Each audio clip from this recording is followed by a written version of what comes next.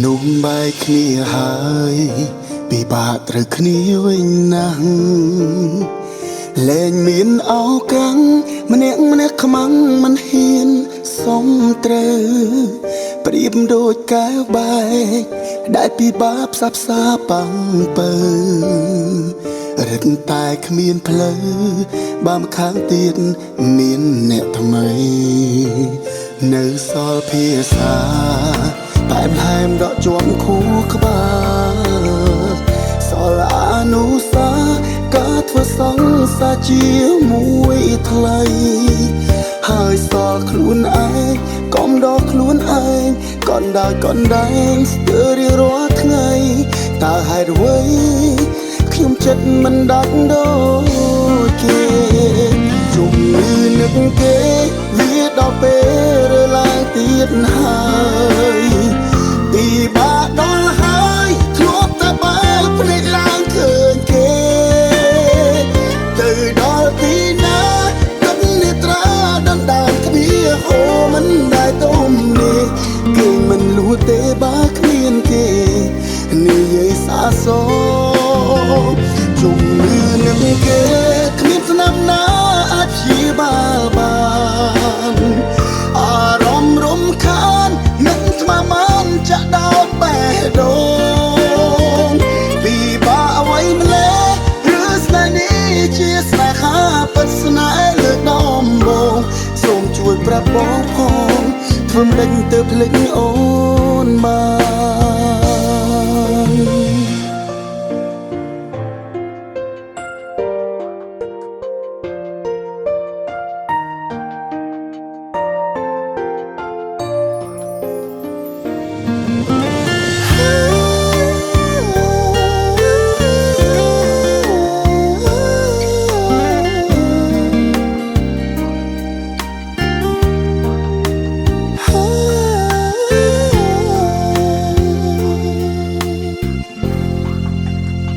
មនុស្សបែកគ្នាហើយពិបាកត្រូវគ្នាវិញណាស់លែងមានឱកាសម្នាក់ខ្មាំងមិនហ៊ាន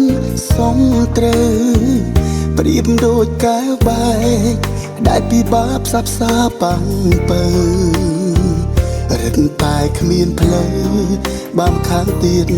មានអ្នកថ្មីនៅសល់ភាសាតែមហែមដកជាប់ខួរក្បាល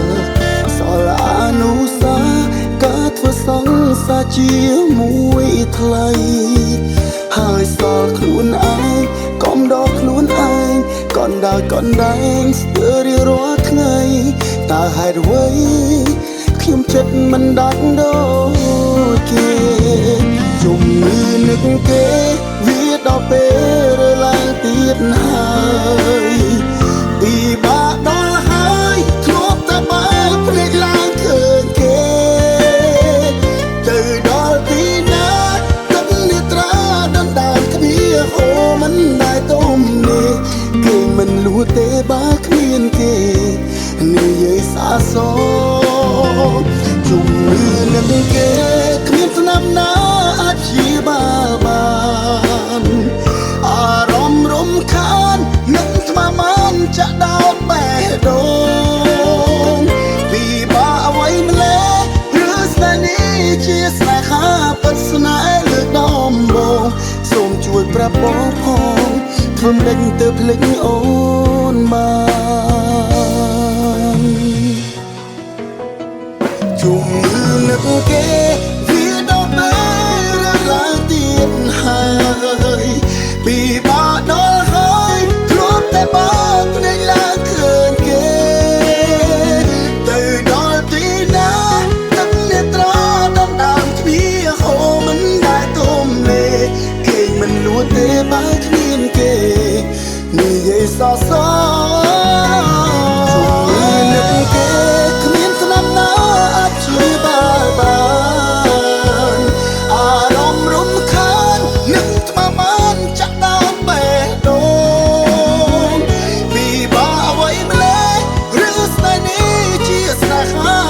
ស្នេហ៍លើកដំបូងសូមជួយប្រាប់បងផង